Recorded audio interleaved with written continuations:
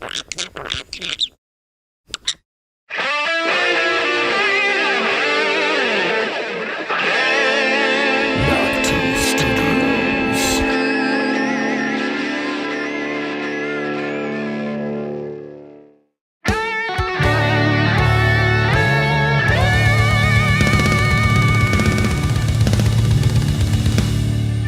now, Knock 2 Studios presents Common Censored. So I got to thinking, there's MAHA, Make America Healthy Again. MAGA, Make America Great Again. But what we really need to do is make America follow the Constitution again.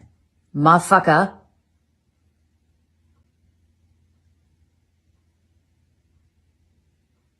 That sounded better in my head. So I got to... What's up, everybody, and welcome back to Common Censored. Thanks for being here, all of you censored commoners, and welcome back. I'm Lord Sterling, and this is episode 347. Like that 47 in there. That's nice. We got all kinds of crazy stuff going on today. As usual, Trump establishing a Bitcoin reserve, House Oversight finding the Biden presidency was run by an Autopen signature. All of his signatures on his executive orders and stuff were identical, except for his declination to continue running for the president. Highly suspicious stuff going on over there. We'll get into that. We also have Shin Bet, the Israeli FBI equivalent, saying that Bibi Netanyahu funding Hamas via Qatar is what enabled October 7th. Imagine my shock. That, and of course, the stand down of the Iron Dome, the refusal of the intelligence people to pass along the message that there was going to be an attack. It's a little bit suspicious. We also have a federal judge allowing Doge access into the Treasury. And we'll also get to choose your shitlib whammon fighters in a little bit as well. Make sure to join us Monday through Friday, 6:45 p.m.-ish Eastern time as we cover all the crazy clown world clusterfuck chaos that is 2025. Use hashtag Common Censored and hashtag InfoInfantry where applicable when you share the show. You can find us on X at Lord Sterling _. We're also on Truth, Getter, Gab, and Minds. Thank you to our new followers over on Rumble. Appreciate you guys. Links to all of these sources for everything we covered today will be posted down in the video description on Rumble and in the replies under the X broadcast feed as well after the show. So if you're watching this later on, pop on down there into the description, find the topics that are interesting to you, and you'll be able to find what point in the show we cover them. Mama Mac's not here today, so we won't have timestamps. But you guys will be able to figure it out. Let's see. Throw Mama Mac some love over at alplama.com, your new herbal health guru. And if you want to support the show directly, you can hit up our link tree at Common Censored. Disclaimer. Views expressed on Common Censored are only opinions. Assume everything we say is false and research for yourself. We're not giving medical, legal, or financial advice. The only advice we are giving is think for yourself. Question authority. Think for yourself. Question authority. Boom! All right, let's jump into it. So this one was pretty funny over here. Someone sent this to me, posted by Tommy_A5 on Instagram. I thought that was pretty funny. Make America follow the Constitution again, motherfucker. Pretty classic. Pretty classic. How about this? Let's get into the actual news. Kyle Becker over here at Kyle N.A. Becker on X. Posting this one, and what's up to the chat? I see Krabbits over there. I see Omega Directive, T. McGroin, and the Outlaw Dogs. How's it going, guys? Happy Friday, TGIMFF. Thank God it's motherfucking Friday. House Oversight Project finds the, quote, Biden presidency, unquote, was almost entirely run by Autopen signature. Quote, we gathered every document we could find with Biden's signature Over the course of his I almost said pregnancy. Over the course of his pregnancy, his presidency, says Oversight PR, quote, all used the same Autopen signature, except for the announcement that the former president was dropping out of the race last year. Here is the Autopen signature. It continues, this is criminal. The Biden presidency, quote unquote, didn't have a real president. People should go to jail for this. So we can see these couple examples of various Biden signatures over here with the exact same, like pixel for pixel type, just copy and pasted. Nice, Kravitz. Pretendency, good one. Presidency is a pretendency. Oh man, yeah, exactly. And so here it is, the last signature, at least the one that's different. The signature from the letter announcing Biden was dropping out of the race. Totally different signature compared to the copy and pasted signatures from all the other stuff. Super sketchy. Begging the question, who was actually running the presidency? If Joe Biden wasn't actually signing anything, then who was pasting? Who was hitting the paste button? Report from Gateway Pundit, nearly all of Biden's official signatures were auto pens. So who was really running the country? I think that's a pretty rational, logical question. At this point, pretty insane. Joe Biden's cognitive decline was obvious to anyone paying attention. So who was running the presidency? Hopefully we'll get to the bottom of it as Andrew Bailey from Missouri announces he's demanding the DOJ investigate whether President Biden's cognitive decline allowed unelected staff to push through radical policy without his knowing approval. If true, these executive orders, pardons, and all other actions are unconstitutional and legally void. That would be good. Legally void. We have some other news over here with Andrew Bailey. Someone just posted it in chat. Hey, China, you owe Missouri $24 billion. He just won a judgment in court. In a U.S. court, does the U.S. have any jurisdiction to be able to demand that money from China? Good question. But very interesting. When I was AG in Missouri, I sued China for unleashing COVID in the world. My successor and friend, Andrew Bailey, this is Eric Schmidt posting over here, continued the work, and today the court awarded Missouri $24 billion in damages. Wow, Missouri can now seize assets. Just call us the show me the money state. Wow.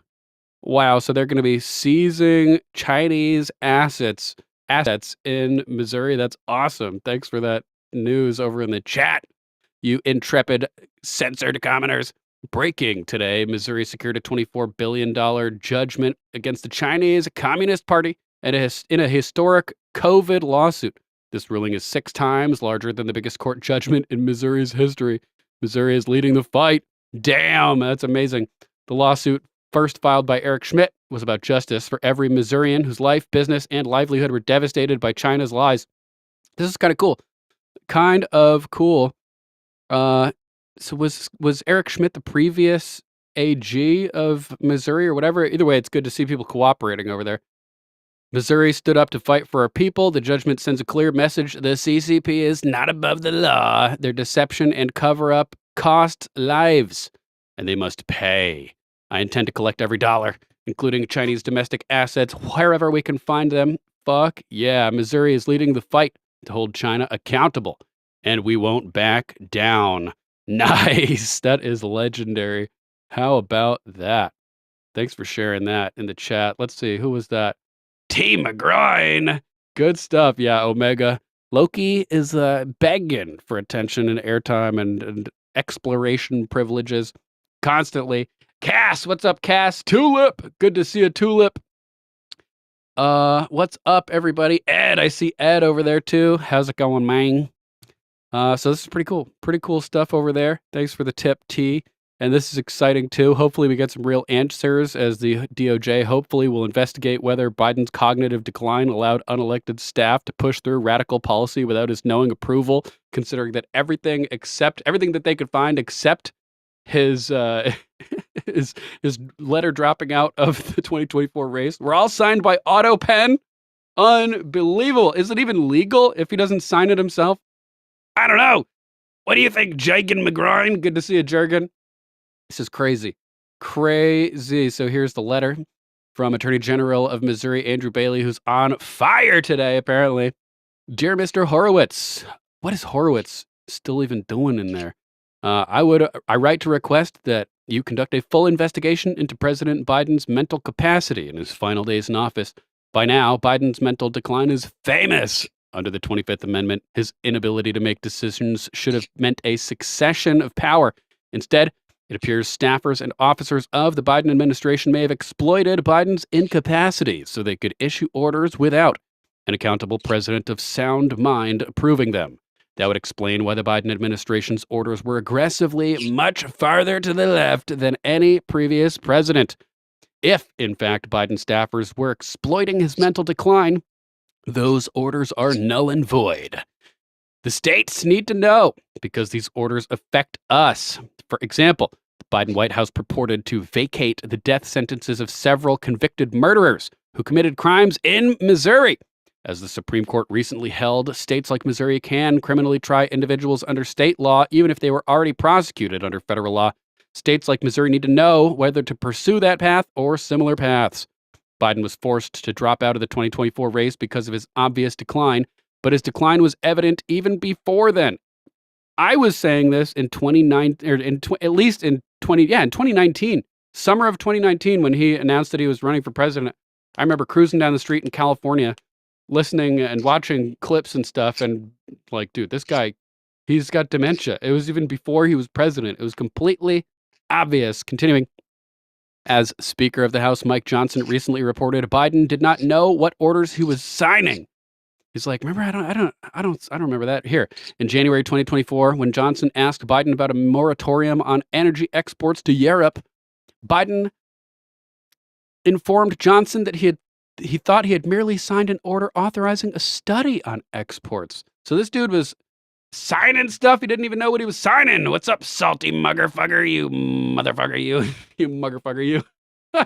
Oh, man. Insane. In addition, last February, Special Counsel Robert K. Hur released his report on his investigation into wrongdoing by Biden in what was described as, quote, the loudest public alarm about Joe Biden's mental acuity, unquote. Special Counsel Hur described Biden as an, quote, elderly man with a poor memory, unquote, who could not even remember when he was vice president or even within several years when his son passed away. If Biden cannot even form a mens rea for allegedly criminal activity, a low bar, how can anyone have confidence he had the capacity to make decisions as the chief executive of the United States? There are profound reasons to suspect that Biden's staff and political allies exploited his mental decline to issue purported presidential orders without his knowing approval.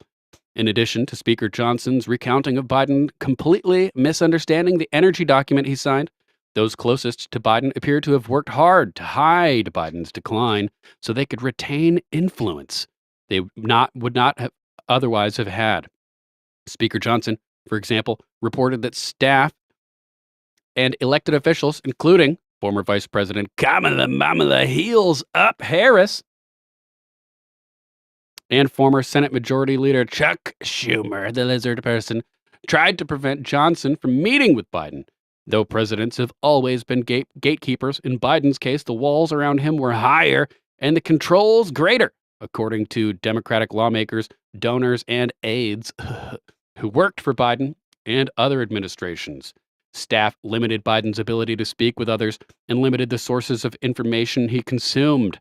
And prominent Democrat National Committee fundraiser Lindy Lee recently acknowledged that Biden was not in charge. Rather, quote, the people who ran our country for the last 4 years, unquote, were his staff, his wife, and his son, Hunter. Finally, there is the streak of extraordinarily far-left orders purportedly signed by Biden. Just the extraordinary orders since November include vacating the death sentences of nearly all persons sentenced to the ultimate punishment, granting his son Hunter Biden a blanket pardon going back more than 10 years, despite previously promising he would not do so, and endorsing the legally frivolous theory that the Equal Rights Amendment was timely ratified. Indeed, apparently on reliance from far left groups, Biden pardoned or commuted the sentences of 2,500 individuals whom he described as nonviolent. But he gave clemency to people like Adrian Peeler, who killed a mother and her 8-year-old child.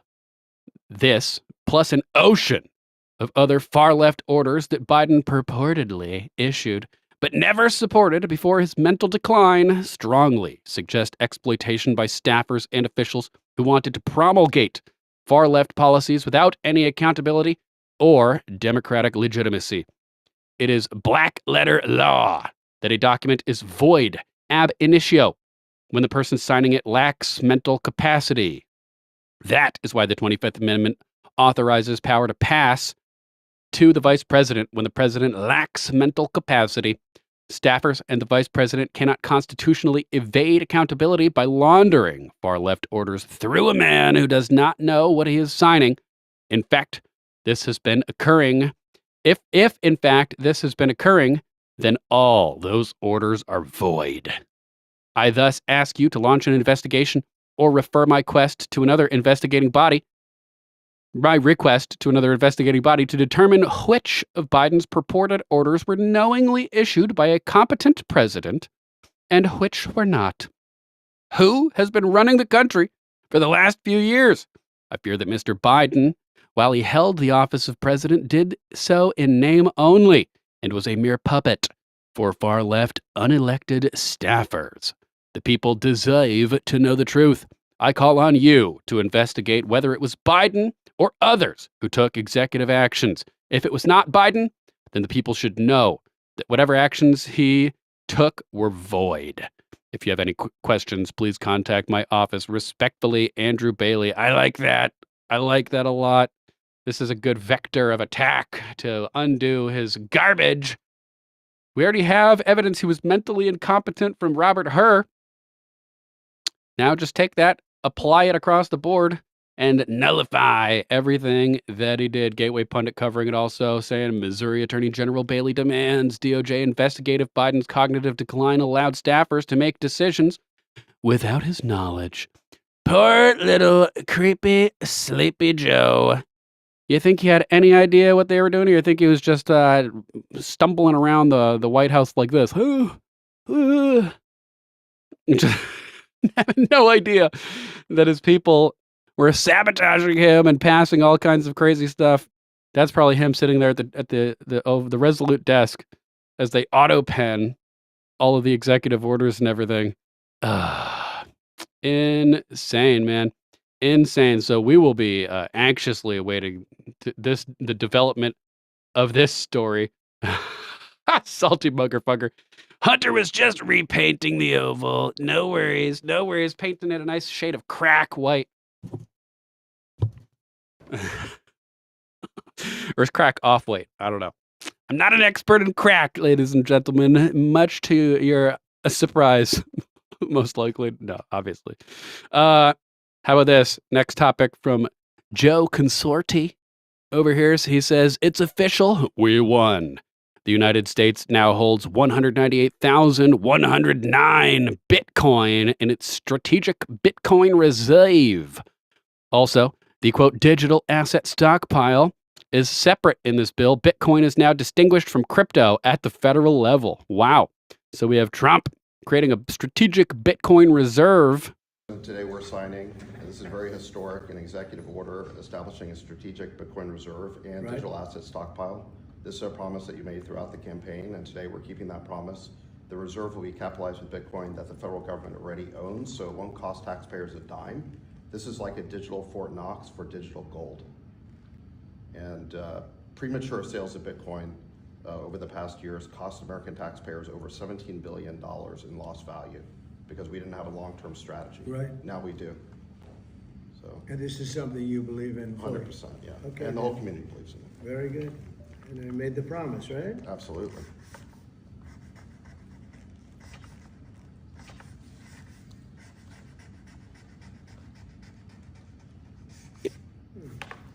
Okay.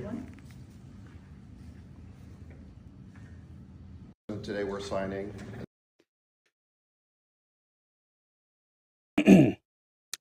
So, pretty good stuff. As you know, I think that cryptocurrencies are the guitar hero of currencies. When power goes out and then you're broke. Nonetheless, it's good to diversify. So I think this is a smart idea. Bitcoin has, obviously been increasing a lot in value compared to other currencies and commodities. So this is a smart move for the country. Plus, it didn't cost us any money because we already had it, apparently. So that's even better. So good move over here by Trump, in my opinion. What do you guys think about this? Joe Consorti continues, TLDR, in other words, too long didn't read, the U.S. will hold all of its approximately 200,000 Bitcoin, develop budget-neutral strategies to buy more Bitcoin, and hold, but not acquire, any more non-Bitcoin assets. So that's cool. This is phenomenal. He says Bitcoin, not crypto, will be acquired by the U.S. government. Everything we currently hold, both Bitcoin and non-Bitcoin, will not be sold, included in the EO, the executive order from David Sachs. Quote, the U.S. will not sell any Bitcoin deposited into the reserve. It will be kept as a store of value. The reserve is like a digital Fort Knox for the cryptocurrency, often called, quote, digital gold. I got offered Bitcoin a long time ago for extremely cheap. And do I regret not buying it? If I had bought like 100 Bitcoin, I would have like $20 million right now. I could have spent like $100. That's what it was. And I would have like 20 million right now. Whatever. I like gold. I'm going to stick to it. That's what gold and silver preferably. As you know, they don't call me Lord Sterling for nothing. So, continuing, premature sales of Bitcoin have already cost U.S. taxpayers over $17 billion in lost value. Now the federal government will have a strategy to maximize the value of its holdings. Secretaries of Treasury and Commerce are authorized to develop budget-neutral strategies for acquiring additional Bitcoin, provided that those strategies have no incremental costs onto American taxpayers. In addition, the executive order establishes a U.S. digital asset stockpile consisting of digital assets other than Bitcoin forfeited in criminal or civil proceedings. Okay. The government will not acquire additional assets for the stockpile beyond those obtained through forfeiture proceedings. Boom. Sounds pretty good. Good question over here. Augmented Epic. Where did they get the 200,000 Bitcoin? Silk Road seizures? Oh, man. Give them back then. Give them back. Give it back. Give it back, man. Anyway, we got some more good news over here as a federal judge has declined to block Doge from access to Treasury systems. You can only stop us for so long. We are inevitable. Boom. So here we go. Federal judge Friday refused to block Doge workers from accessing the Treasury systems. U.S. District Judge Colleen Collar-Cottley, a Clinton appointee, said the plaintiffs did not show there was an immediate risk to sensitive information being shared publicly. Yeah, duh, obviously. They set us back like 2 weeks, but they're not setting us back anymore. Mama Mac, I see you over there in the chat. Sig, what's up, Sig? Crazy B. B, when is your new episode coming out of Questions That Need Answers? I want to blast it out across the interwebs for you. Sin Lu Wu, I see Sin Lu Wu over there. Cannabis Connoisseur. And Jack 985, what's up, guys? Happy Friday. Quote, plaintiffs' concerns are understandable and no doubt widely shared. However, on the present record, plaintiffs have not cleared the, quote, high standard of showing a likelihood of irreparable injury that is, quote, beyond remediation, which is a prerequisite to the issuance of a preliminary injunction in this circuit. Boom! You got nothing! Merely asserting that the Treasury Doge team's operations increase the risk of catastrophic data breach or public disclosure of sensitive information is not sufficient to support a preliminary injunction. These people they're just obstructionists, man. They know what they're doing. This is why we need to investigate, what's his face? Norm Eisen and Mark Elias, or Eisen behind a whole lot of these things. They know they're just wasting time. They know these are not arguments brought in good faith. That's what it comes down to. The judge did say she's open to blocking Doge in the future if plaintiffs show evidence that a small team of workers are putting sensitive information at risk. Quote, so you guys get the gist here. You get the gist. She didn't block them from getting in there, so now they're getting in, hopefully. This is good. How about this one? This is a pretty crazy story over here from Dominic Michael Trippi. Breaking: Netanyahu funding Hamas via Qatar, not guitar. Netanyahu funding Hamas via Qatar, or Qatar, depending on how you want to pronounce it, enabled the October 7th attack, according to Israel intelligence agency Shin Bet from Jerusalem Post. Wow. So I did not see this coming. Netanyahu's funding for Hamas via Qatar enabled October 7th invasion from Shin Bet. Of all the potential organizations that could be breaking this information, why is an Israeli intelligence organization sabotaging their own leader over here? Very, very interesting. Sat Chaser says, old news, but nice to see it reported on. This entire thing was orchestrated to raise Satan Yahoo's public approval rating and to give his psychopathic ass a reason to destroy Gaza and create his Greater Israel Project. The masters of false flags have done it again. That's accurate in my opinion. Loki, you're driving me crazy. You're going down underneath the desk. Yesterday at the end of the show, she like climbed underneath my bed. It took me like 20 minutes to get her out. Oh, it was ridiculous. So pretty crazy. I was unaware that Shin Bet had said this, but it's good to know, and it makes sense considering all the other information that we have. And this is probably why U.S. sympathy for Israel is at the lowest point in 25 years, according to Gallup. A recent Gallup poll indicates significant shift in American sympathies regarding the Middle East conflict.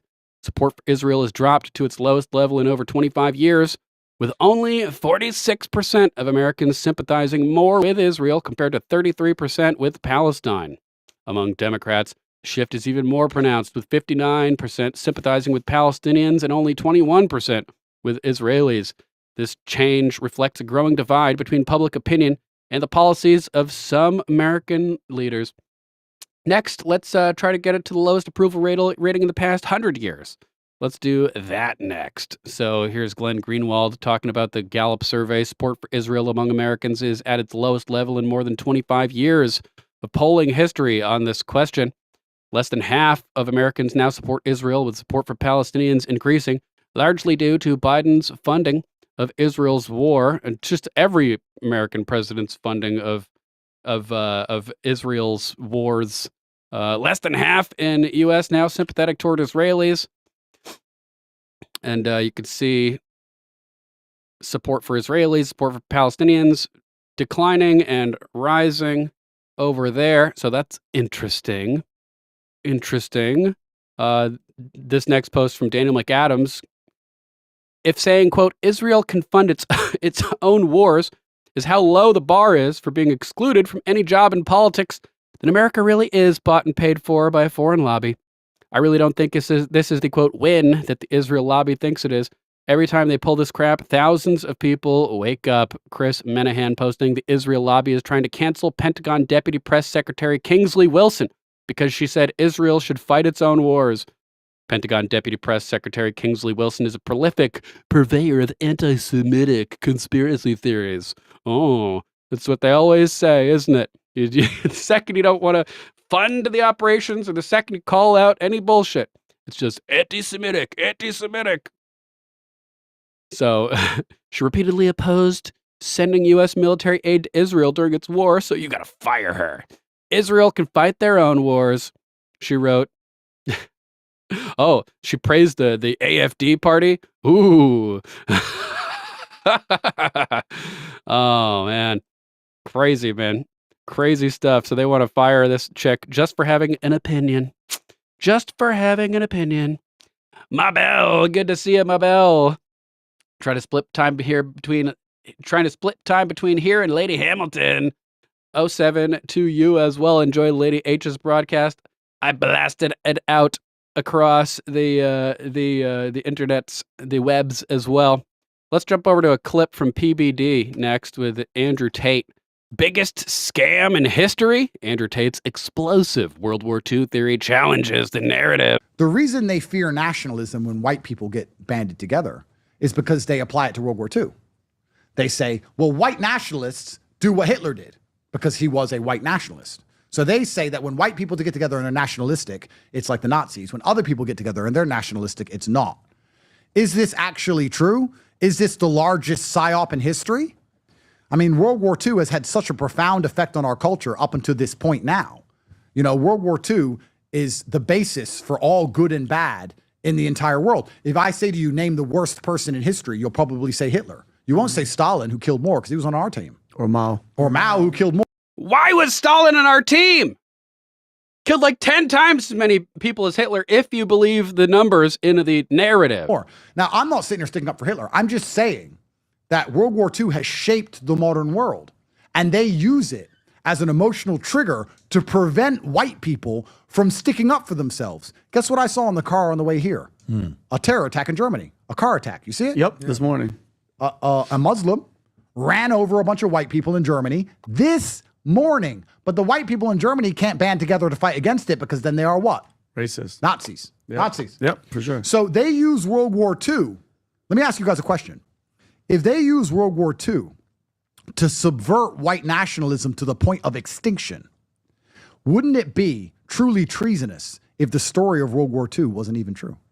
What if there's another story? What if there's another story to World War II? This is like, I've been doing a lot of research on this type of stuff, and nothing is as it seems. Nothing is as it seems. True, the story that we know. The version it's highly disturbing. Hitler's just crazy and he just lost his mind. I'm asking questions because in my world, I understood that victors write the history. Winners write history. Winners are always the good guys.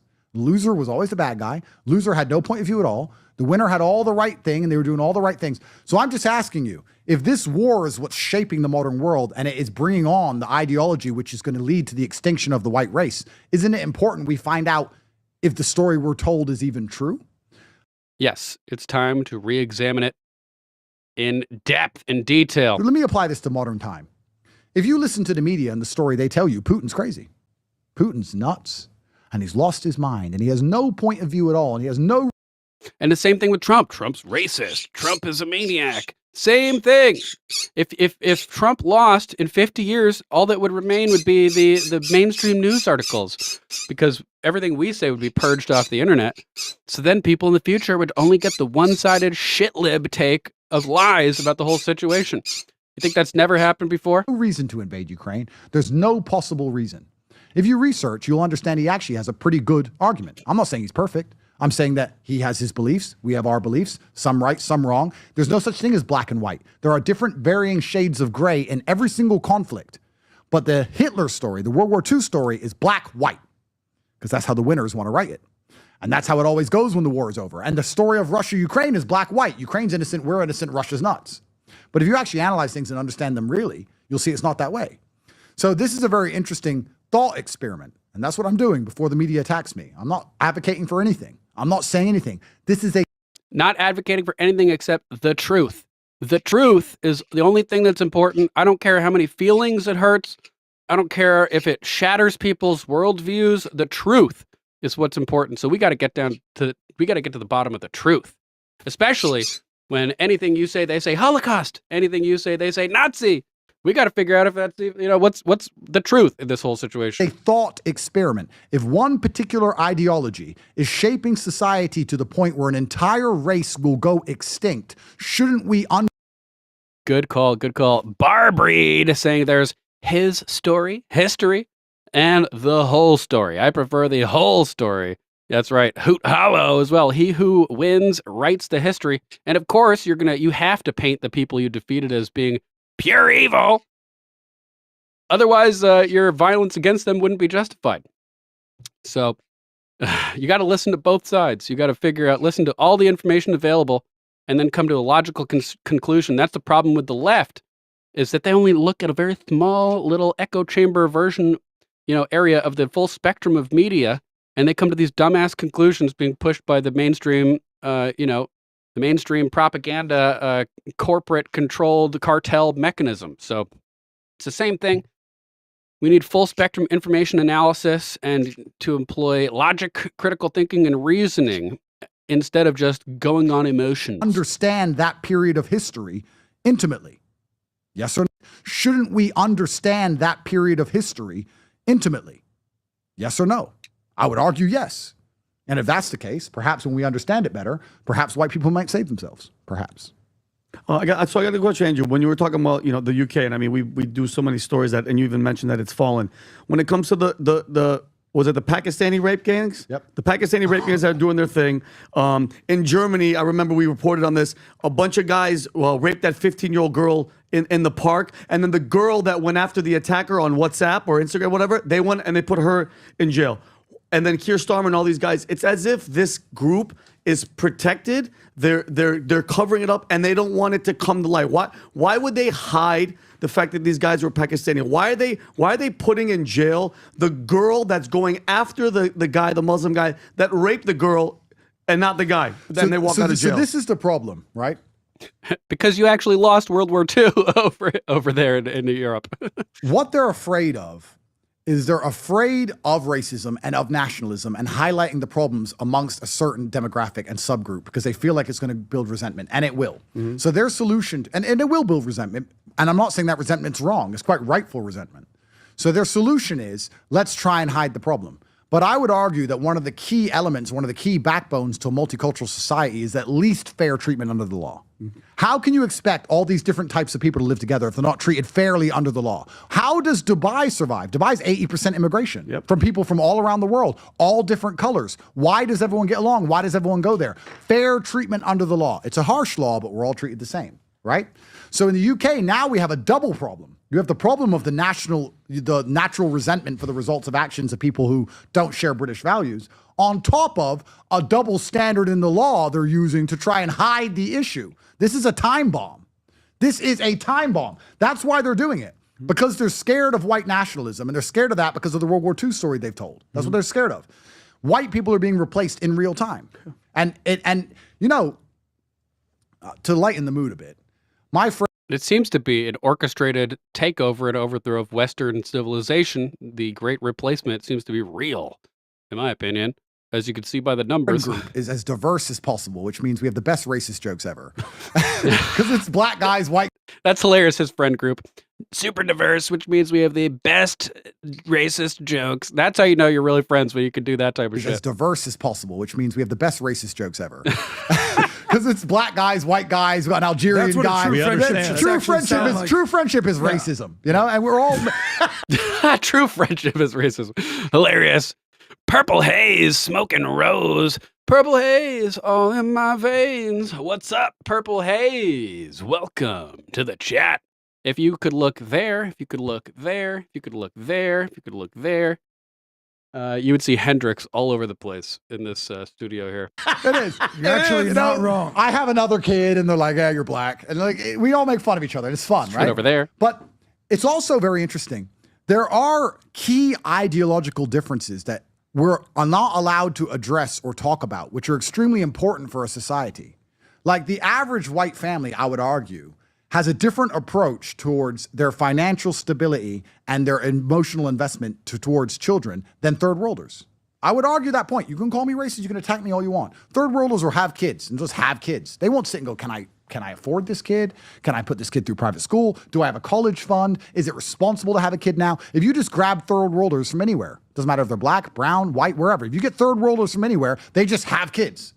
And that's like the difference between IQ level, which is exactly the premise of Idiocracy. I don't know if you've ever seen that Mike Judge movie, but it's like a window into the future where all the high level intellects are like, well, we can't afford a baby at this time. We need to up our finances and then budget plan and everything. And then the red, like the stereotypical like redneck college players are like, fucking all the cheerleaders popping out tons of babies, and the smart people reproduce less and the dumb people reproduce more. And it creates a stupid society in the future. Awesome movie if you haven't seen it. Idiocracy. So when you let them into a country, you have to be prepared for them to have more children than the native population.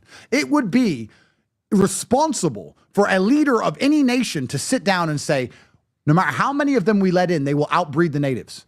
This is a math calculation that should be done. if you're a responsible leader for a country. Am I right? But they refuse to do it. They refuse to even acknowledge it. So you let in 10% of third worlders, it's 10% for a while, but it's not for long. This is a decision you have to make. It's something you have to consider. It's something Europe refuses to even address. And they've let in a lot more than 10%, and more arrive every day. I think 1,200 people arrived yesterday on boats in England. I saw on Twitter. So it's nonstop. The only possible end result is the absolute replacement of the native population, which then begs the question, is a country a place on a map and a name, or is a country the people who live in it? Because I would argue that if you replace all the British people with people from somewhere else, it doesn't become Britain anymore. If you took all the Norwegians out of Norway and replaced them with Indians, would it be Norway? Sure. It's almost like that's the goal, that they want to obliterate the nation state and just blend it all together in a homogenized, new world order. I don't think it would be. No, that's the point. It changed. So, by the way, but Rob, pull up this chart that shows the net migration for UK from 2019 to 2022. Watch this. So you see the orange color is non-EU coming in.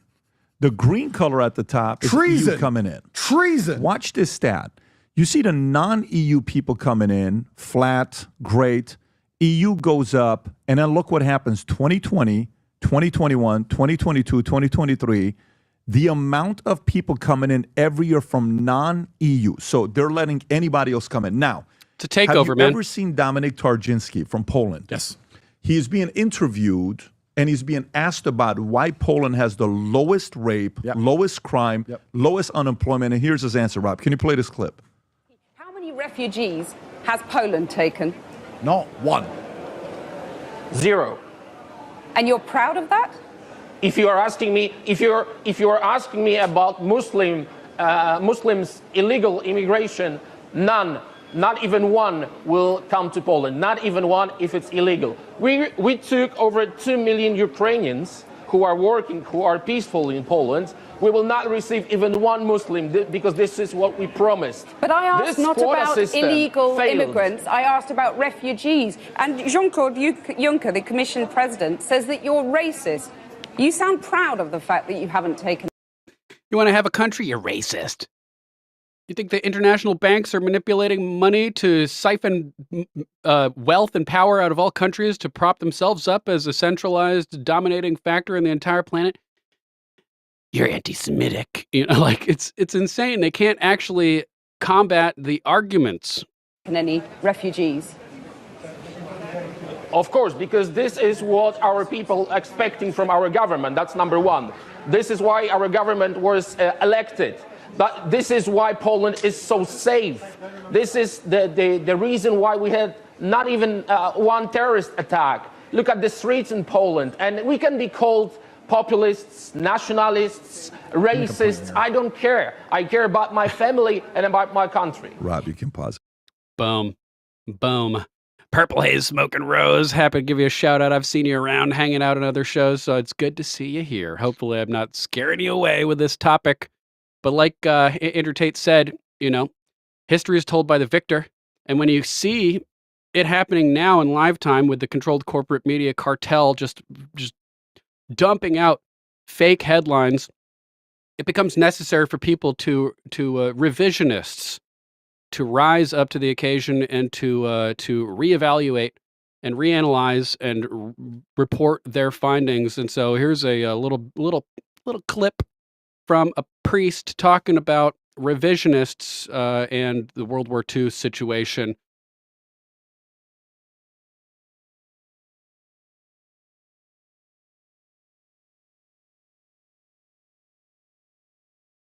Eastern War between Germany and Russia. Germany invaded Russia in order to head off communism as enemies of communism. Nazis were enemies of communism. Communism killed hundreds of millions. Hitler allegedly killed 6 million Jews. It's untrue. It's just not true. It's a fabrication. That so-called Holocaust is quite simply a fabrication. You can spend a couple of hours on the internet, and if you seek out the revisionists, the best revisionists, you'll see all the evidence points one way, and all of the Emotion points in the other way. The emotion fully backs 6 million Jews wickedly killed in gas chambers by the Nazis. Boo! All the emotions on one side, all the evidence is on the other. How on earth, in a couple of years, do you cremate 6 million corpses? It's not possible. With the number of gas ovens that they had, at the most at Auschwitz or anywhere, the evidence is just absolutely against every time. But minds no longer run on evidence.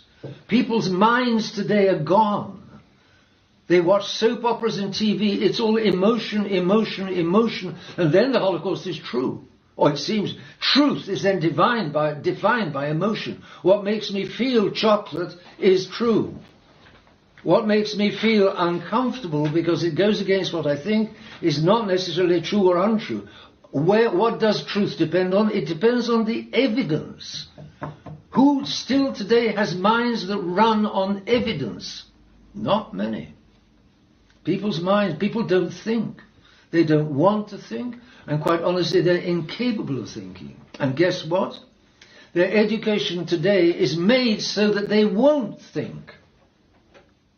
In the old days, you used to learn logic, and you used to learn arguments, and you used to so on. Today,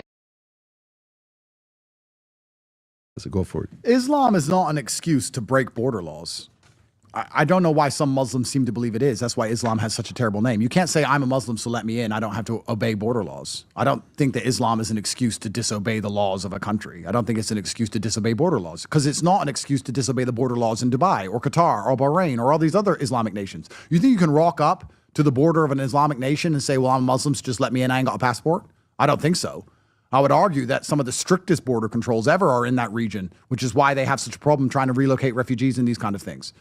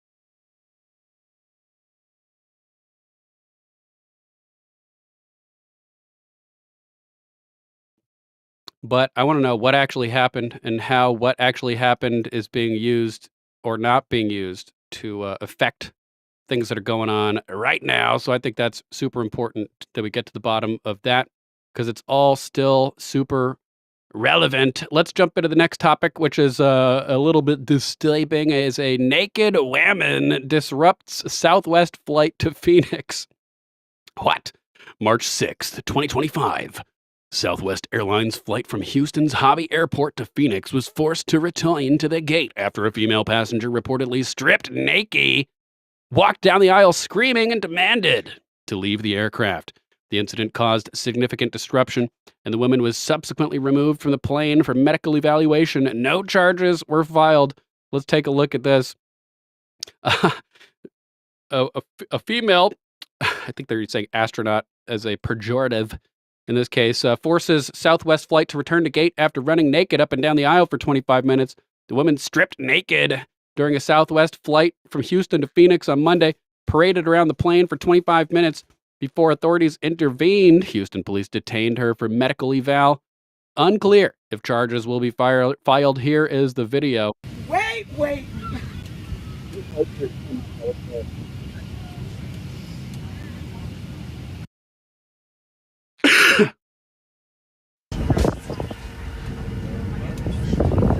He's just wilding out over there.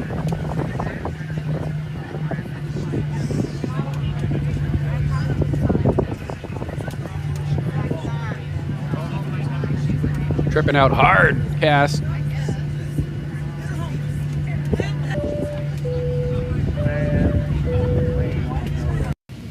Wait. Loki, where did you go? All right. So, speaking of deranged, insane whammonses, let's check in with the Democrat, the Democrat ladies over here. Oh my God, this is insane! An actual video that Demon Rat reps made. This is real, ladies and gentlemen. Choose your shit, leftard, whammon fighter.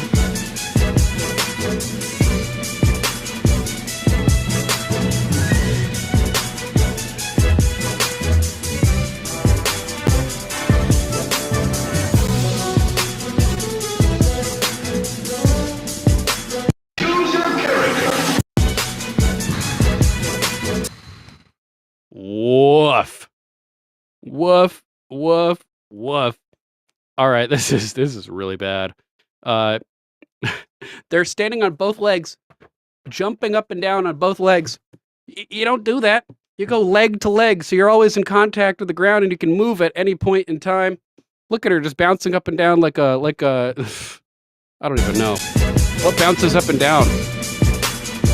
Not a fighter. At least AOC got it right. She's going leg to leg. She's got the sideways stance, Mortal Kombat style, like choose your fighter. The other ladies are like facing towards the camera, jumping up and down, looking like they're like going skiing. Like this is insane.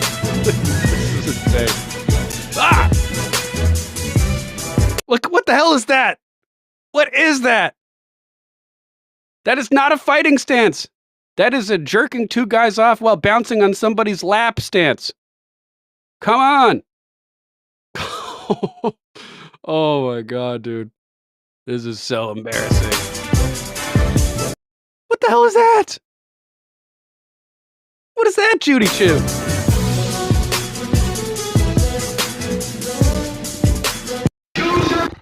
Have you ever seen somebody punch like this? Like, what the hell is that last move there? Look at this. Oh yeah, that'll knock him right out. Look at that. That's a power hit right there. Oh, the technique. Bam. This is so insane. So insane. So ridiculous. So they've been being mocked mercilessly as a result of this. White House responding with fire to the cringe female demon rats choose your fighter video. Choose your shit lib whammon fighter. Female demon rat house members teamed up to release an awkward Super Smash Bros. Style TikTok video. And the White House slammed the move on Thursday. Insane. So here's the White House response from Rapid Response 47, official White House channel over on X. Democrats not be cringe challenge. Level impossible. It's impossible for the demon rats not to be ultra cringe. Ultra cringe, man.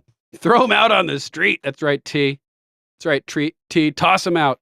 Toss them out. This gets you eliminated from Congress. This is unforgivable. Unforgivable. Yeah, Chuck Schumer jab, a Keir Starmer jab, hoot. We just saw that video of Keir Starmer hitting a heavy bag over in the UK, equally as embarrassing. It's so ridiculous. So this is the caliber of individuals on the left that we're dealing with. Cannabis connoisseur, wax on, wax off.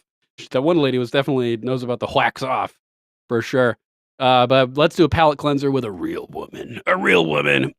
DHS leaks. Kristi Noem reveals prosecution plans for ICE raid informers. March 7th, 2025, DHS Secretary Kristi Noem announced that the Department of Homeland Security has identified 2 individuals accused of leaking information about ICE operations. These individuals are facing potential felony prosecutions with a sentence of up to 10 years in federal prison.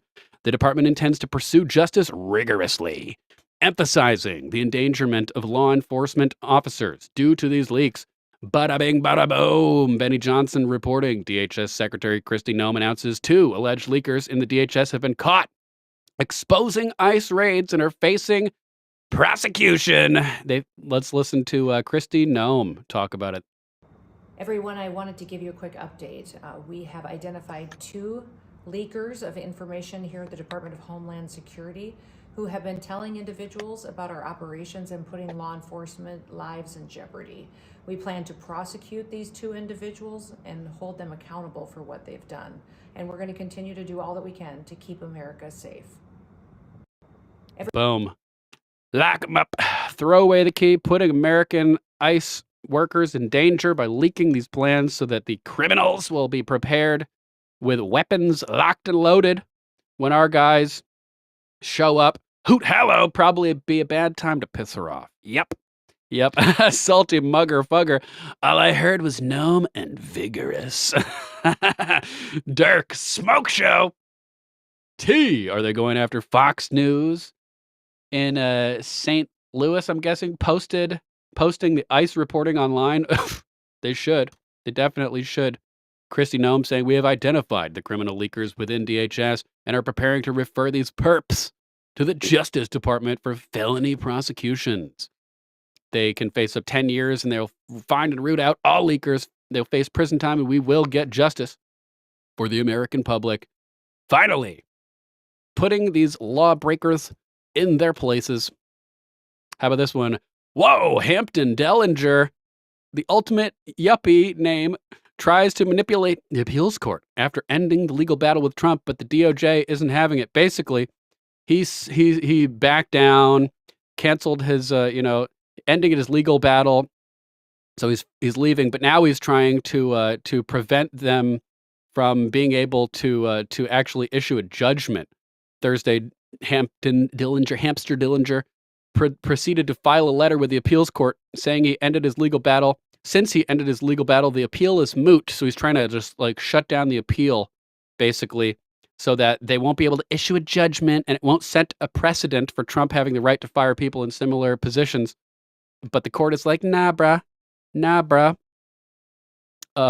Basically, the government hit back at Dellinger later Thursday and said the appeal is still live. Dellinger is trying to stop the appeals court from issuing a ruling, but the DOJ is not having it. Quote, plaintiff's assertion that he is, quote, negotiating with the government regarding the proper next steps to bring this litigation to an end, quote, is also curious. Plaintiff has not proposed any stipulation under federal R-Civ P41A1 or sought to consent to a motion under Fed R-Civ P41A2.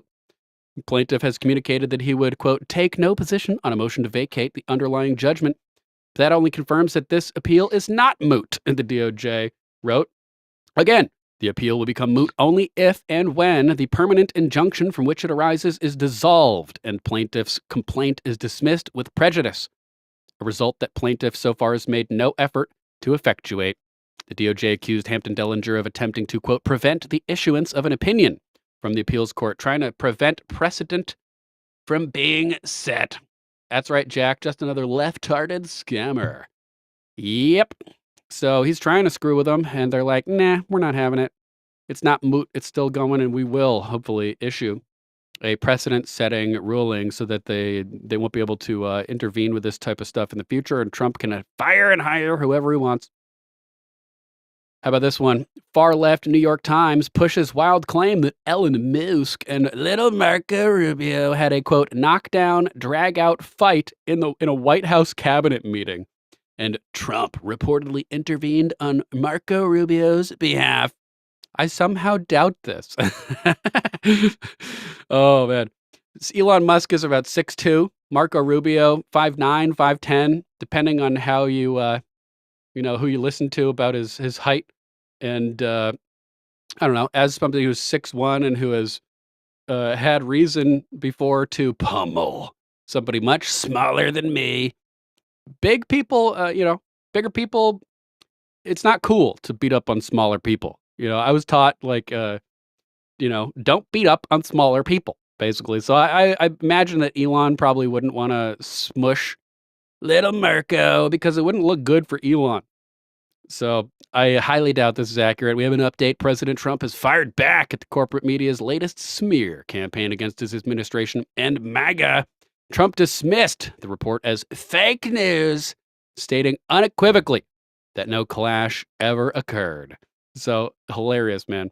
Hilarious. And this is what I'm saying. In like 50 years, if Trump were to lose or something, this would be reported as fact, and it's fake. So I'm not saying that the Holocaust revisionists are accurate, although I think they probably are, but it's impossible to get to the truth if you don't allow a debate. You can't even debate it. You can't even question it in Germany. You go to jail, which is a major red flag to me. So we need to have open conversations and be able to present evidence on any and all topics and let the facts speak for themselves. So hilarious stuff over here. Hilarious. We have other breaking news with the Russia situation as Trump considers sanctions against Russia over the Ukraine conflict. U.S. President Donald Trump has threatened Russia with large-scale banking sanctions and tariffs in response to recent aggressive military actions against Ukraine. This comes after the U.S. suspended commercial satellite imagery services to Ukraine, which was initiated by a directive from the Trump administration. Trump's threats are aimed at pressuring both Russia and Ukraine to negotiate peace following intensified Russian missile attacks on Ukrainian infrastructure. So we have Trump posting over here on Truth. Based on the fact that Russia is absolutely pounding Ukraine on the battlefield right now, I'm strongly considering large-scale banking sanctions and tariffs on Russia until a ceasefire and final settlement agreement on peace is reached. To Russia and Ukraine, get to the table right now before it is too late. Thank you.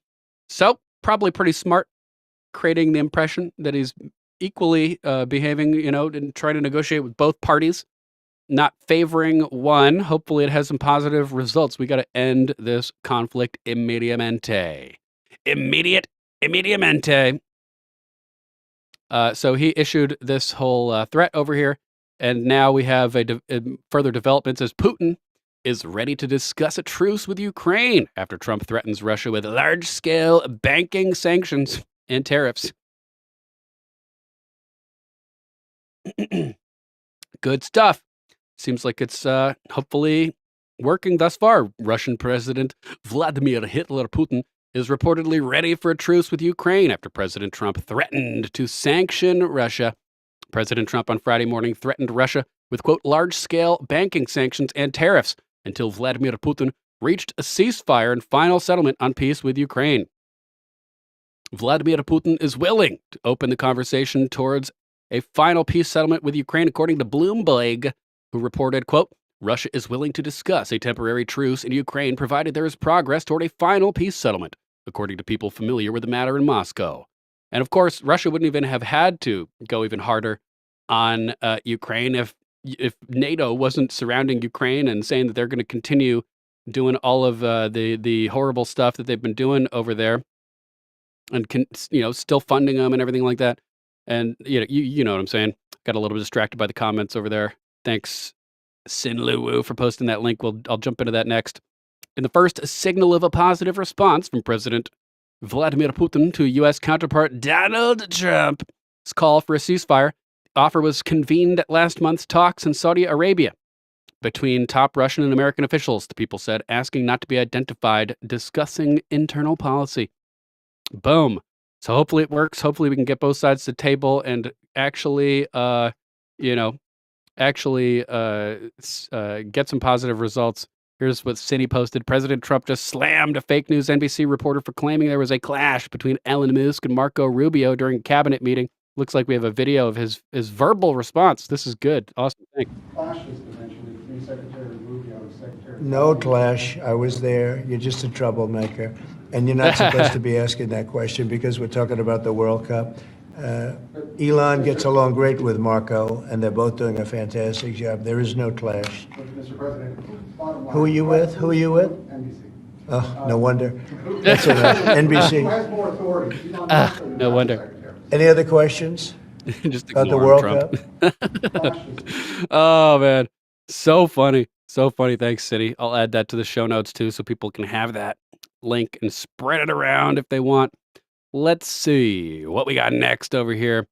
Donald Trump talking about possibly moving U.S. troops from Germany to Eastern Europe to Hungary. Notably, President Trump is reportedly contemplating the withdrawal of approximately 35,000 U.S. troops from Germany. Why do we have 35,000 troops in Germany? Rachel Boone, good to see you. Thanks for joining us today, Rachel. Boom, happy Friday. You guys got any cool plans for the weekend? Let me know in the chat. I don't really have any plans this weekend for the most part. So Trump has plans to redeploy these troops to Eastern Europe, notably to Hungary. This move is seen as a part of a broader strategic adjustment of U.S. military presence abroad, influenced by discussions on NATO allies' defense spending and strategic positioning in Europe. Ooh, Sinlu Wu is going to be sleeping. I got to do that too, man. I got to do that too. Rachel Boone, have y'all looked into the Fair Tax Act that goes before the House soon? Excuse me. Possibly. It's ringing a bell, but I'm not getting any details popping up into my noggin about that. So if you have any links or anything for us to cover, feel free to post in the chat, Rachel. Happy to go over it. So this is interesting. Very interesting. We got the post-millennial over here covering it. Breaking news. Trump considers pulling 35,000 troops out of Germany, redeploying them into Eastern Europe. President Trump doing that, according to The Telegraph. The outlet reported that a source close to the White House said, quote, Trump is angry that they, Europe, appear to be pushing for war. Yes, around 160,000 active duty U.S. military personnel are positioned internationally, but a large quantity of those military members are in Germany. The movement of troops out of Germany may strain the EU's relationship with the U.S., The Telegraph reported. Good! Fuck them! U.S. National Security spokesman Brian Hughes said, quote, while no specific announcement is imminent, the U.S. military is always considering the redeployment of troops around the world to best address current threats to our interests. Yeah, gotta be like water, taking the shape of any container, preparing for any situation with rapid liquidity. So the troops would be sent to Hungary, a European Union country which vetoed a commitment to support Ukraine in the war with Russia earlier this week, the outlet reported. Trump is reportedly considering the movement of troops to countries that have increased their financial support of NATO. Trump has been slammed critical some NATO countries for not pulling their weight in the alliance. Terrible sentence. Post-millennial. Trump has slammed some NATO countries. So you just take out that critical sentence. Seems like it's good. Trump took similar steps in his first term when he withdrew 12,000 troops out of Germany. The U.S. at the time had multiple major military bases. Terrible copy of this. At the time, twice in the same section of the sentence. Come on. Including the U.S.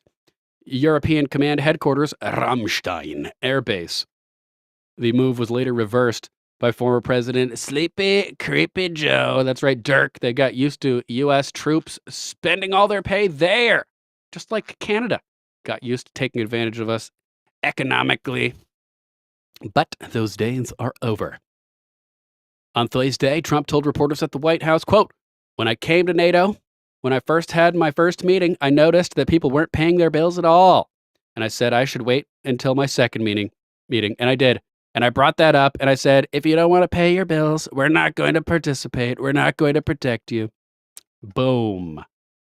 While speaking at CPAC last month, VPJD suggested that U.S. military resources could be taken out of Germany while slamming EU leaders over free speech issues. I heard that J.D. Vance legally changed his name 3 times, or at least 2 times throughout his life. Do you guys know anything about that? He's only been J.D. Vance for the past 10 years. Is that accurate? Quote, Germany's entire defense is subsidized by the American taxpayer, Vance said at the time. Quote, there are thousands upon thousands of American troops in Germany today. Do you think that the American taxpayer is going to stand for that if you get thrown in jail in Germany for posting a mean tweet? Of course they're not. So get them out of there, send them over to Hungary, or bring them home. You know, why do we send them to Hungary? Bring them home. I guess they don't want to pull out entirely because then China could try to move in.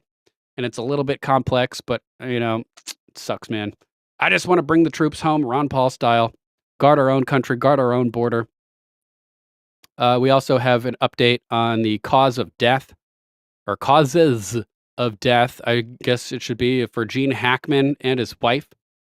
Turns out that Hackman was suffering from Alzheimer's and had a heart issue, which has now been blamed for his death. He was, let's see, where is it? It was speculated that it might have been carbon monoxide, but the true causes of the deaths are somewhat surprising. Turns out KTLA revealed that at a media conference today that representative from the Santa Fe Medical Examiner's Office revealed that Hackman's cause of death was hypertensive and atherosclerotic cardiac disease, so a heart problem, and Alzheimer's disease was also a significant contributory factor. His wife, Arawaka's cause of death was hantavirus pulmonary syndrome, HPS, a deadly disease spread by rodent droppings. It generally occurs in spring and summer in areas where people are near mouse droppings in homes, sheds, or poorly ventilated areas. HPS was discovered in 1993 in the Four Corners region, New Mexico, Arizona, Utah, and Colorado of the United States after it infected 52 patients, with 32 ending up dying. During the press conference, officials also revealed that Arawaka's body was in the house for a week while Hackman was still alive. She died February 11th, where Hackman passed away on February 17th. Officials speculated that Hackman may not have known his wife was dead due to having Alzheimer's. The dog's cause of death has not been released at this point, but it probably munched on a bunch of those pills that were spilled all over the bathroom, is my guess. So if you want to watch the press conference, link will be in the description. But let's jump over to our next topic, which involves Sam Bankman-Fried. It's been in the news again recently. This time, he's given Tucker Carlson an interview from prison, trashing Creepy Joe and dishing dirt on fellow inmate P-Pop Diddy Pop, Puffy, Sean Diddy Combs. Interesting. The disgraced crypto fraudster Sam Bankman-Fried has given an exclusive interview to Tucker Carlson from prison, writes Ben Q at Gateway Pundit. The 33-year-old, who was sentenced to 25 years after being convicted of fraud and other related crimes, said that he found the experience, quote, kind of dystopian, but insisted he was not in any physical danger. Carlson asked him whether he had hung out with Diddy, who's incarcerated at the same facility as he awaits trial on multiple charges of sex trafficking. He is. Is he in there with you? He asked him. He is. He's been kind, Sam Bankman-Fried responded. I've made some friends. It's a weird environment. So weird. So weird. Let's watch a couple seconds of this. Well, first, let's read the rest of these quotes. It says, it's a combination of a few other high-profile cases and a lot of alleged ex-gangsters. I've only seen one piece of him, which is Diddy in prison. He's been kind to people in the unit. He's kind to me. It's kind of a soul-crushing place for the world in general. And what we see are just the people that are around us on the inside rather than who we are on the outside. So here's the post on X with the full interview. Tucker Carlson, writing Sam Bankman-Fried, doing 25 years behind bars. Now he's sharing a cell block with Diddy. He joins us from prison for an update on his new life. What has prison been like? Was he ever on Adderall? Meeting Diddy in prison? How prison has changed his perspective? The demon rats refusing to rescue him despite his large donations? Future of crypto under Trump? Does he have any money left? Confronts SBF about his effective altruism cult. Will SBF ever actually get out of prison? Why all of SBF's friends, family, and coworkers abandoned him? Let's hear his take on the demon rats refusing to rescue him. Bonus. At 4:42. So, I mean, big picture. Wait, at 9:37. Without getting into like all the details of your case, but it does seem like you guys made a decision at your company to form political alliances through political donations, which is not singling you out. You're hardly the only businessman who's done that. It's actually kind of par now. But you gave so much to Democrats that I kind of thought they would rescue you in the end. Where were all your friends in the Democratic Party? They usually keep their friends from going to jail. Tony Podesta never went to jail. Why did you? Oh, it's a really good question. Obviously, I can only guess at the answer to that. I can only speculate because I'm not in their minds. But, you know, one fact that might be relevant is, you know, in 2020, I was center left and I gave to Biden's campaign. I was optimistic he'd be a sort of solid center-left president. I spent the next few years in DC a lot. I made dozens of trips there and was really, really shocked by what I saw, not in a good direction from the administration. By late 2022, I was giving to Republicans privately as much as Democrats. And that started becoming known right around FTX's collapse. So that probably played a role. Why were you shocked? I know you spent a lot of time in DC. There are pictures of you with, everyone. You met everybody. What was shocking about it? So some of it was just more extreme versions of what I worried about. Crypto regulation is a good example. I never thought that, frankly, the Democrats in general would be the party taking the lead on good financial regulation. But there were good and bad people in each party and a lot of thoughtful players. But Gensler's SEC was something out of a nightmare. A company would go offer something in the United States. Is it just me, or does he sound like a female on testosterone therapy treatment? Gensler would sue them to the ground for not registering. So you go to Gensler to register, say, hey, we'd love to register. Off he says what you want, what we register as. And the SEC would say, well, there's nothing for you to register as. We don't have any ideas. And there's just no solution. They required licenses that they didn't know how to give. And every company in crypto ran into this. They basically failed to register a single person ever. That was like one pretty disturbing thing that I saw. And, go for it. So can I just ask you to explain a little bit there? It's obvious to non-experts like me that, Gary Gensler is obviously corrupt. That was clear. Right. But it was his motives were less clear. Like, what was that? What was his goal? It's a really good question. And again, I'm not in his brain, but here were some impressions I had. He really liked being in the center of things. Power. Everyone likes that. Yeah. Not everyone. Most people. He's no exception. Part of this is a turf war. He wanted his agency to get more power, even if he didn't want to do anything with it except block industries. Why did he make everyone register with him? Well, he loses power, otherwise, even if he didn't know what to do with them. There are lots of stories about him, being very politically ambitious and feeling like if he could, get on CNBC enough, make a big enough stink about things, raise his profile, that, maybe be Treasury Secretary, something like that in the future. And he was remarkably successful. Like he became sort of one of the few faces of democratic financial regulation. Interesting. That sounds right to me. Those sound like Washington type goals. I've seen those before. Right. So, it wasn't moral. It's not like he had like deeply rooted communist beliefs or anything like that. Right. No, I knew that. Right. No, it's not like, or any beliefs, the self-advancement. So when things started to go south and you were criminally charged or thought you might be criminally charged, you've given so much money to the Democratic Party that I think it's pretty, leaving aside moral judgment here, but it's pretty normal in business for the donor to call the person he's donating to and saying, hey, I'm in trouble. Can you help me? Did you call Schumer or any of the people you had supported and say, hey, I need your help? It's the Biden Justice Department. Help me. I didn't, for multiple reasons. One was, I didn't want to do something inappropriate.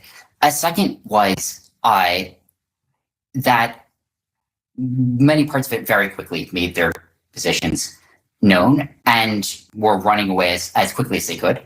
I had a good relationship, probably better with Republicans in DC as with Democrats by that point in time. Although that wasn't public. It wouldn't have been easy to see that from the outside. And at the end of the day, there's a long story here. It involves a law firm that took a pretty unusual and active role in the case. But before I even gave up control of FTX, before it was ever filed for bankruptcy, the DOJ had already made up its mind. And so you didn't call in any favors or try to? No. Interesting. Wow. What do you think of the future of crypto? I mean, obviously, you must have complicated feelings since you ran a crypto company. You're in jail because of it, but you know a lot about the topic. You sort of feel like things are moving very fast on crypto. Do you think they're moving in a good direction? I know it's sort of weird to ask you this question, but I can't resist. No, hopefully is what I would say. You know, you look at what the Trump administration said, you know, going into office, there are a lot of good things. There are a lot of things that, you know, were very different from the stance that the Biden administration took, that you know, Gensler and the SEC took. Obviously, the follow through is what matters. And that's the stage that we're at now, which is what will come of this. And I mean, not surprisingly, like changing the guard helps, but financial regulators, they're big, giant bureaucracies in the federal government. They're not used to changing overnight. And they have been playing a really obstructive role for, you know, a decade in crypto. You know, the US, it's 30% of the world's finance. It's about 5% of the world's crypto. And the reason it's entirely regulatory, it's just the US was unique in its difficulty to work with. So I think the big question is, when rubber meets the road, like, will the administration do what needs to be done and figure out how to do it? I mean, I remember when the concept of crypto first arrived in the popular press and Yep. I remember that too. I could have made millions if I just put in $100. Ed saying, yeah, he's definitely a puffy bitch. One of Puffy's prison bitches. He walks around with his pockets inside out. Oh, man. So if you want to watch the rest of that, link will be in the description. Let's jump over to the next one, posted in the chat by Team McGroin over at the Gateway Pundit. FEMA fires 3 supervisors following an investigation into the officials' orders to skip homes with Trump signs that needed hurricane relief. Oh, makes me so mad. So this is at least a little bit of good news. They need to be prosecuted, not just fired, though, in my opinion. FEMA has fired 3 supervisors following an investigation into the agency's officials' orders to skip homes in Florida with Trump signs in the aftermath of Hurricane Milton. What about North Carolina? What about all the other places where they skipped them as well? New York Post reported, quote, the Federal Emergency Management Agency, FEMA, has fired 3 more supervisors following an internal probe into claims of a crew of disaster relief workers were told to avoid Trump-supporting homes hit by Hurricane Milton in Florida. The Post can exclusively reveal, real quick. Shout out to Jigen McGroin, a beverage of your choice, my friend. Thank you, sir. Thank you, sir, for that $10 Rumble Rant Tynan, the chat Orange Man. Rad. Appreciate you, Jurgen. Thanks so much for supporting the show. Just like Mama Mac said, it is calling him a belt loop, bitch. I don't know what that means, but brutal. Thanks again, Jurgen, man. Appreciate you, brother. And a happy Friday to you, my friend. Continuing, Cameron Hamilton, the current acting administrator of the agency, announced in a Tuesday letter to Senator Marsha Blackburn, Republican of Tennessee, that an, quote, exhaustive investigation has concluded the supervisors failed to, quote, meet our standards of conduct or rein in their partisan underlings' behavior. It is essential that the entire workforce understand that this incident was reprehensible. And this type of behavior will not be tolerated at FEMA. It will only be tolerated when the reprehensitives are in charge, right, Mama Mac? That's reprehensible representatives. Further, in accordance with my commitment and that of President Trump and Homeland Security Secretary Kristi Noem to ensure that Americans receive impartial assistance from FEMA, I have directed a comprehensive additional training for FEMA staff to reinforce that political affiliation should never be a consideration in the rendering of assistance. It's kind of like how all the various hospitals wanted to, or have been denying care for people who didn't get certain intravenous medical interventions. Let's go ahead and terminate the YouTube broadcast while we are still ahead over here. We're going to continue for a while over on Rumble and exclusive style. But if you're on YouTube, open up a new tab. Come join us over on Rumble if you can't make it. Hope you guys have a kick-ass weekend. We'll be back on Friday. Let's see if my voice can do the thing at this point. Until then, we'll be back on Monday. Until then, let's get ready to rumble! Boom!